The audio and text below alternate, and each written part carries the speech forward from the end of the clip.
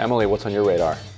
Well, we all grocery shop. We all have loved ones who go to school or teach. Very few people are indifferent to the horrors of mass shootings. Even the worst politicians have children they care about, children who go to the movies, go to offices and churches and summer camps. Steve Scalise survived a mass shooting by a crazed progressive and maintained his position on the Second Amendment. You might think that's crazy. Your position is reasonable. I think it's crazy to assume anything short of a total ban on gun ownership will stop these shootings. So let's do it then, you might say. Again, I think that is a reasonable argument. It's one I disagree with, but it's not one that I think renders you an evil person who wants people to be defenseless when their families are attacked. I don't think that. I think it's reasonable. I think you're like me, like Ryan, like just about every person I know. You never want another child, another teacher, another family to endure this trauma, because we know it's just by the grace of God that we have it. That's where the vast majority of us are, regardless of politics, and that's exactly what shooters prey on. It's why they violate many of our safest places, churches, shops, schools. In an instant, the mundane comforts of life in 21st century America are replaced with a war zone. It's power and it's attention for people who feel like they get too little. So it's become a playbook. As in the case of shootings, there are many measures that governments and individuals can take to mitigate the risks of arson or cars plowing into Christmas parades.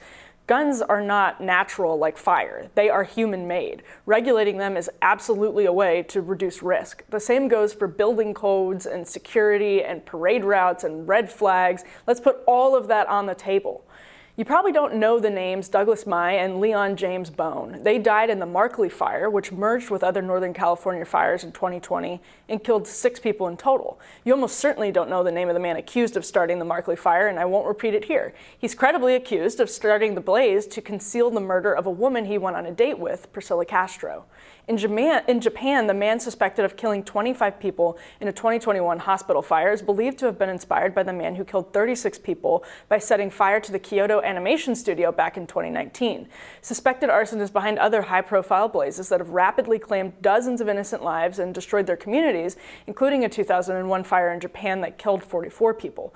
The point is that guns are absolutely a part of this equation, but unfortunately, even all of our regulatory might can't guarantee an end to these dangers. And that's not me punting on guns. It's just that in a country with nearly every regulation short of a ban that has this level of cultural corrosion, monsters will find a way. When it comes to mitigating the risk of these shootings, which happen outside the US as well, 2 variables in particular seem frustratingly obvious to me. Maybe in the same way gun control seems obvious to many of you.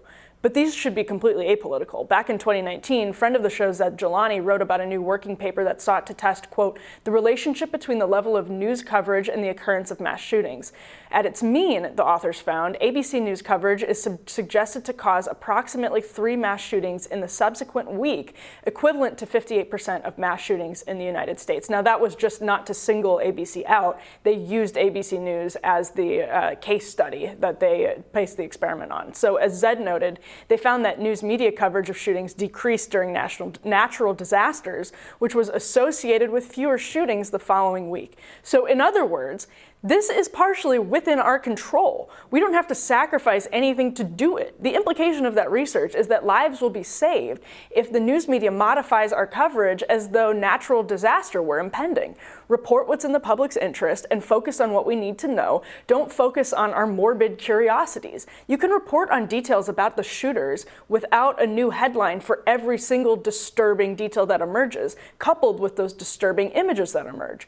Zed also pointed out that back in 2017, the suicide awareness organization SAVE released a guide for news organizations to avoid coverage that might needlessly incentivize a copycat while still providing the public with necessary information. They include avoiding stating the perpetrator's name frequently, portraying the shooter as heroic, romanticized, a victim, or a tortured soul, showing graphic images of the crime scene, showing images of the shooter with weapons or dressed in military-style clothing. That was 5 years and way too many mass shootings ago, and this is what I've seen over the last few days.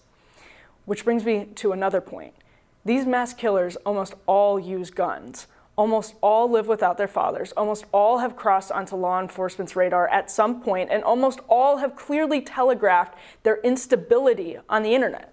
Every student, and every parent should receive regular information on what these red flags look like and how to report them. Reporting should be incredibly easy. Anyone who uses the internet, anyone should know they need to report behavior like what people saw from the Uvalde suspect on Yubo or from FaceTime in Germany. Companies that offer algorithmic monitoring of students' public posts haven't quite figured out how to improve on the basic model of human intelligence. But we're losing that too. Like fatherlessness, broken homes, untreated mental illness, and more, these consequences of our torn social fabric mean we're more likely to deal with evil and then less likely to catch it before tragedy unfolds. There's something that feels very tangible about calling for door modifications or gun laws, and there are reasonable proposals on that table, from media coverage to internet reporting like we just talked about. The school and law enforcement seem to have failed their students and staff in incomprehensible ways that we have been covering on the show today and will continue to cover. But until we fix deeper problems, even all of the actions on the table might not be enough to stop this pattern. We need tighter families, tighter communities, and less internet. We need to wake up not only to the evil potential of guns, but to the evil that flourishes and will weaponize everything in this completely alienated culture. This is a dark time, despite all of our comforts, and we have a lot of work to do. We can't all vote on gun legislation or safety bills ourselves, but we all have a vote in the culture of our country and of our community, and that vote is cast by the way we live our lives. Ryan, something I was thinking about is, we can do a lot. And in the years since Columbine, as we covered earlier in the show, in fact, we have. And things still keep slipping through the cracks. Gun technology has not advanced in the years since Columbine, but this pattern seems to continue repeating and repeating and repeating. And I do think there's more we can do on guns, absolutely no question about it. But even then, I think we have just rapidly slid into a very, very, very dark period of our history, and we still haven't realized that times have changed so much in a short period. I don't know. Yeah, I think we need a social democracy. We need a community like this all against all society that we've produced, and then layered on top of it, 400 million guns in a country of whatever the number is, 330 million people. Is going to lead to this type of violence, and trying to prevent it on the back end by hardening up schools, by sending more cops to schools, by arming teachers. Like you're always going to be playing catch up in that but besides the fact that you're going to be kind of traumatizing everybody, like having a teacher, forcing a teacher to walk around with a handgun. When officers with long rifles down in Texas, won't even confront a shooter. Yeah. But, so as long as we're tearing the fabric of the society apart, as we have been continuously, basically since the late 1970s, making it harder and harder for people to get ahead. Maybe I'm the last generation, roughly, where we felt like there was a chance that our kids would have it better than us. Yes. Like that people don't really sense that anymore. Right. They think, well, my kids are going to have it worse than I had it, but now we're going to struggle to see how much less worse they have it than these other people. The point about copycats, I think, also should inform our thinking about the drills that all of these public schools are doing in this way. Interesting. So, and Chris Hayes was talking about this on Twitter, and I'm not sure if he was referring to studies on this or just intuition, but these drills where you go hide in the corner, you hide in a bathroom, and my kid's school is doing it today, in fact, and I thought about keeping them home from it. So they go hide in a corner, they go hide in cubbies, they go hide in a bathroom. He was pointing out that it actually plants the seed in a handful of kids. No, I agree. That this is a thing that they could do. Yes. Because now they see the whole school afraid. They see the school moving because of a thing that a single person is doing. Yeah. And for a certain number of sick people, that's intoxicating. Yeah, I don't disagree with that at all. And to your earlier point, that we can do all of these things on the back end that either help or hurt, and maybe it's some combination of both.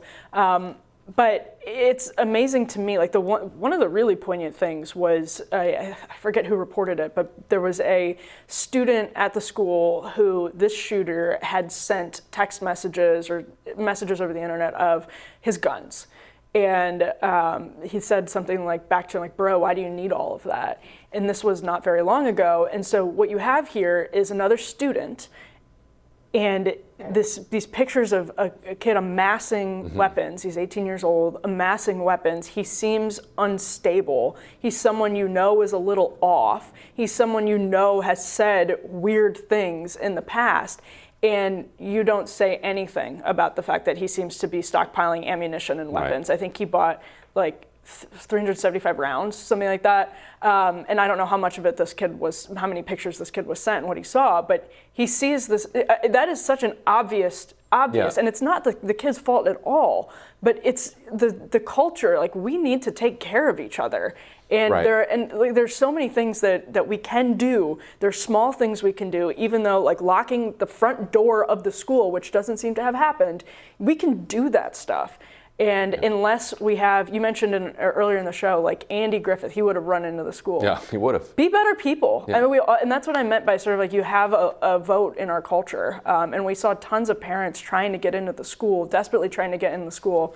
We don't connect to each other in ways that are conducive to having healthy right. communities. And our strict, absolute focus on individual rights blinds us to other possibilities that exist for this. And so, for instance, like, you would say, like, look, you know, a lot of people know a school shooter when they see one. Mm-hmm. Like, there's you can sense it. Like, school shooter has become like a joke for like a designation for particular kids who are malcontent. Like they're clearly suffering badly. They're getting bullied. They're bullying in return. I think that it actually been a joke about this individual. Absolutely, and so you'd like to say, look, if you're a gun seller.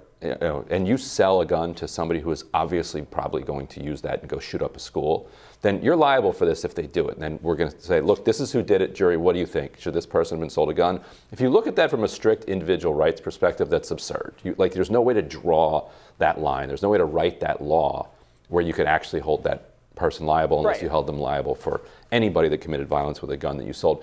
But from a community perspective, yes. If as a community you can identify these people who are hurting and as a result might hurt people, and then there are programs and resources and thought and caring that go into a net. Yeah, and go into like stopping them, violence interrupting that cycle, then maybe you could get somewhere. And there actually, Chris Murphy told me this week that he's hoping to get like $5 billion in this, gun violence interruption programs if he can move it through, which is the thing. It addresses school shootings, but it also addresses regular violence out in the street, which is something that many of the communities want even more than gun control laws. Yeah, they're seeing increases in violent crimes in many communities. Absolutely. I think you just said that so well. I was talking to Yoram Hazony on our podcast at The Federalist yesterday, who makes a really good point, and he said it very well. He said, we've privatized virtue. And when you sort of rely on individuals or government alone for to be the methods of virtue of sort of creating a virtuous community, whether it's just an overemphasis on rugged individualism or government, you are going to be stuck in these situations where the social fabric is so torn that people come right through the cracks and commit unthinkable evil. Yeah. That's where we are. Well, Ryan, I'm looking forward to what's on your radar next.